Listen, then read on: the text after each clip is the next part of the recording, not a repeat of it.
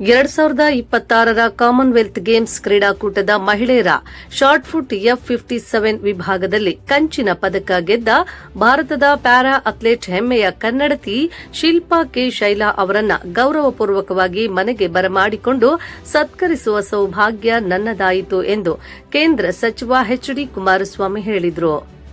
ಪ್ರತಿಷ್ಠಿತ ಈ ಕ್ರೀಡಾಕೂಟದಲ್ಲಿ ಕಂಚಿನ ಪದಕ ಗೆದ್ದಿರುವ ಶಿಲ್ಪಾ ಅವರದ್ದು ಪ್ರೇರಣಾದಾಯಕ ಐತಿಹಾಸಿಕ ಸಾಧನೆ. ಇವರು ನನ್ನ ಲೋಕಸಭಾ ಕ್ಷೇತ್ರದ ವ್ಯಾಪ್ತಿಯಲ್ಲಿರುವ ಕೆಆರ್ ನಗರ ತಾಲೂಕಿನವರು. ಯುವ ತಲೆಮಾರಿಗೆ ಇವರು ಮಾದರಿ ಎನ್ನುವುದು ನನ್ನ ಭಾವನೆ. ಈ ಸಂದರ್ಭದಲ್ಲಿ ಶಿಲ್ಪಾ ಅವರ ತರಬೇತುದಾರರಾದ ಶ್ರೀ ಸತ್ಯನಾರಾಯಣ ಅವರು ಹಾಗೂ ಶ್ರೀಮತಿ ಪುಷ್ಪಾ ನಿರಂಜನ್ ಪ್ರಸಾದ್ ಅವರನ್ನು ಸತ್ಕರಿಸಿ ಗೌರವಿಸಲಾಯಿತು.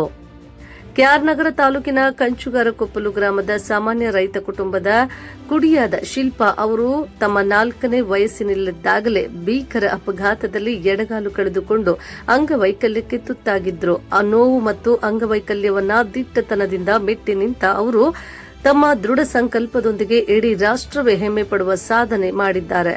ಮತ್ತೊಮ್ಮೆ ಅವರಿಗೆ ನನ್ನ ಹೃದಯಪೂರ್ವಕ ಅಭಿನಂದನೆಗಳು.